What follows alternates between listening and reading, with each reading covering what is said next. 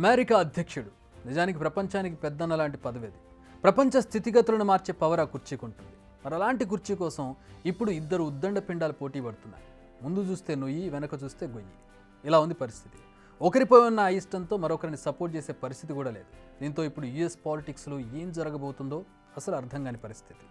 Joe Biden America అధ్యక్షుడు, వయసు 81 సంవత్సరాలు, డెమోక్రటిక్ పార్టీ అభ్యర్థి. దారుణమైన విషయం ఏంటంటే ఇప్పుడు మళ్ళీ అధికార కుర్చీ ఎక్కి కూర్చొని ప్రపంచాన్ని శాసించాలని ఉవ్విళ్ళూరుతున్నాడు. అమెరికాలో మంచి సంప్రదాయం ఉంది. అధ్యక్ష స్థానానికి పోటీ పడే అభ్యర్థులు వివిధ అంశాలపై బహిరంగంగానే డిస్కస్ చేస్తారు. ఈసారి కూడా అదే జరిగింది. ఈ డిబేట్లో అత్యంత దారుణంగా ఫెయిల్ అయ్యారు బైడెన్.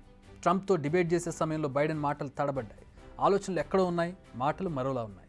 మధ్య మధ్యలో మర్చిపోతూ ఉన్నారు, నిద్రపోతూ ఉన్నారు. మొత్తం 18 నిమిషాల 20 సెకండ్ల పాటు ఆయన మాట్లాడారు. కానీ ఓవరాల్గా ట్రంప్ ముందు ఆయన తేలిపోయారు. ఇప్పుడే కాదు, బైడెన్పై మొదటి నుంచి అనేక విమర్శలు ఉన్నాయి. నడుస్తూ పడిపోవడం, చేసిన పనులని మళ్లీ చేయడం, ఎవ్వరూ లేని వైపు తిరిగి అభివాదం చేయడం, ఇలా అనేక ఘటనలు జరిగాయి. నిజానికి ఆయన అడ్మినిస్ట్రేషన్పై అంత వ్యతిరేకత లేదు. కానీ వయసును దృష్టిలో ఉంచుకుని అయినా తాను పోటీ నుంచి తప్పుకుంటే బెటర్ అనే డిమాండ్లు వచ్చాయి. కానీ వీటన్నింటినీ బైడెన్ అసలు పట్టించుకోలేదు. తానే మళ్ళీ పోటీ దిగుతానని మంకుపట్టు పట్టాడు. ఇప్పుడు అలా డిమాండ్ చేసిన వారికి ఈ డిబేట్ గోల్డెన్ ఛాన్స్ని ఇచ్చింది. ఇప్పుడైనా డెమోక్రటిక్ పార్టీ తమ అభ్యర్థిని మార్చాలన్న డిమాండ్ పెరిగింది. ఎందుకంటే ఇలాంటి విపరీత పరిణామాలు చోటు చేసుకుంటున్నప్పుడు, వింతగా బిహేవ్ చేస్తూ ఉన్నప్పుడు అలాంటి వ్యక్తి ఒక అమెరికాకి అధ్యక్షుడు ఎలా అవుతాడనేది అక్కడ ప్రజల నుంచి వస్తున్నటువంటి క్వశ్చన్. సొంత పార్టీలు కూడా ఆయనకు వ్యతిరేకంగా గొంతు లేవడం ప్రారంభమైంది. ఆయన అమెరికాకు మేలు చేయాలనుకుంటే వెంటనే పోటీ నుంచి తప్పుకోవాలంటున్నారు. కానీ అటు బైడెన్ కానీ ఇటు డెమోక్రటిక్ పార్టీ పెద్దలు కానీ ససేమిరా అంటూ ఉన్నారు. ఇది చాలదన్నట్టు బైడెన్ మరో మహత్తర కార్యక్రమం నిర్వహించారు. జరిగిన డ్యామేజ్ను కవర్ చేసుకునేందుకు నార్త్ కాలిఫోర్నియా ఎన్నికల సభ నిర్వహించారు. అందులో చాలా గట్టిగా మాట్లాడారు. బాగుంది. అలా మాట్లాడుతూ నేను ఇదివరకులా నడవలేను, సాఫీగా మాట్లాడలేను, గతంలో లాగా చర్చల్లో పాల్గొనలేను అంటూ ఫ్లోలో వెళ్ళిపోయారు. దీంతో డ్యామేజ్ కంట్రోల్ అవడం అటుంచి మరింత డ్యామేజ్ జరిగింది.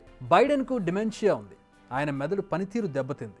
అందుకే ఆయన స్థానాన్ని కమలా హ్యారిస్కి ఇవ్వాలి. ఇవి ఆ పార్టీలో ఉన్న వారి నుంచి వినిపిస్తున్న డిమాండ్స్.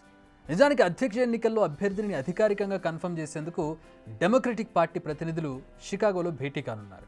ఆగస్టు 19, 22 మధ్య అనుకుంటే ఈ భేటీ ఉంటుంది. అధ్యక్ష అభ్యర్థిత్వాన్ని దక్కించుకోవాలంటే 1975 మంది మద్దతు అవసరం. కానీ బైడెన్కి ఏకంగా 3,894 మంది మద్దతు ఉంది.